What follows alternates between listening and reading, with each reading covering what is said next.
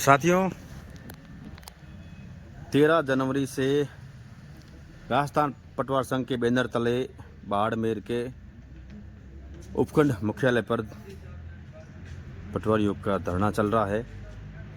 Sir, आज तारीख हो गई 23, तकरीबन 10 दिन हो गए सर, 10-11 दिन हो गए। मेरे साथ में पटवार संघ के अध्यक्ष है मौजूद है।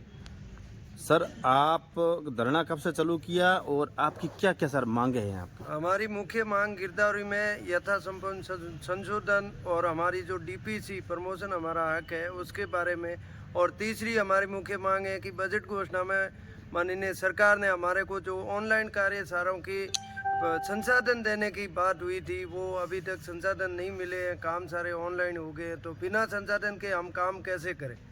ये मुख्य 3 मांग है जो 1 जनवरी से गिरदावरी शुरू हुई थी। 1 जनवरी से हमने पहले ज्ञापन दिया था जिसमें कहा था कि 13 तारीख से हम धरने पे रहेंगे, तो 13 तारीख से हमारा अनवरत धरना जारी है।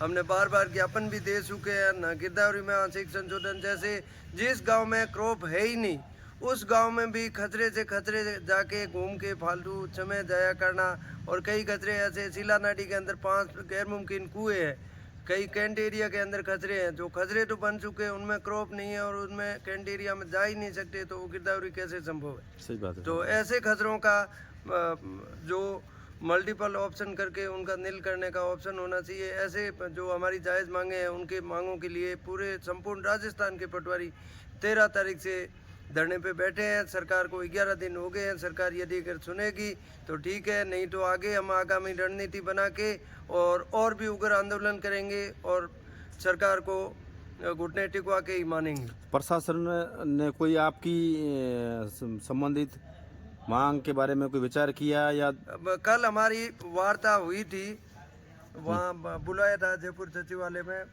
लेकिन मुख्य मांगे हैं उन पे सहमति नहीं बनी, इसीलिए हमारी वार्ता विफल हुई और आज किसी ने वार्ता के लिए नहीं बुलाया। सर, दूसरा, पटवारियों को कई पंचायतों का बोझ दे दिया जाता है।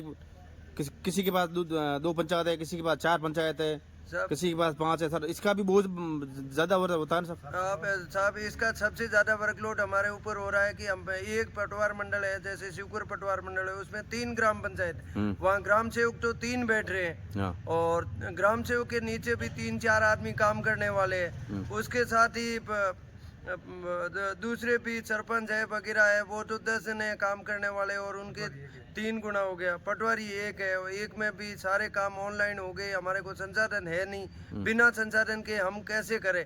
और पटवारी का जो ग्रेड पे और पे स्केल है वो सबसे न्यूनतम है।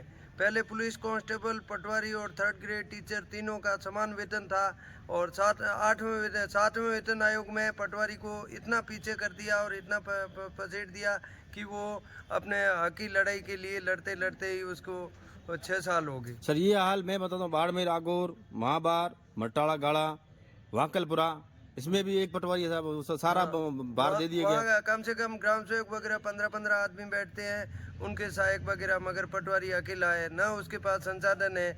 पटवार भवनों की हालत जर्जर है, वहाँ पे बैठने को रहने को जगह नहीं है न, और उनके तो आराम से एसी वगैरह, सोफा सेट वगैरह लगे हुए हैं। हमारे बैठने के लिए सरकार का दरी तक नहीं है।